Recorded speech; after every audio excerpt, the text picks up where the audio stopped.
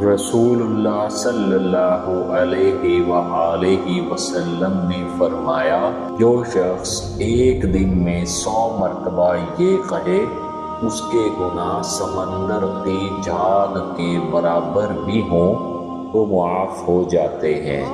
सुब्हानल्लाहि व बिहम्दिही, पाक है अल्लाह अपनी खूबियों समेत।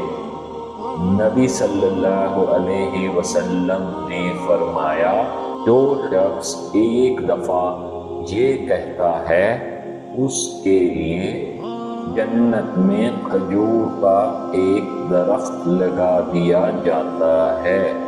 सुब्हानल्लाहिल अज़ीम व बिहम्दिही, पाक है अल्लाह अज़मतों वाला अपनी तारीफ़ों के साथ।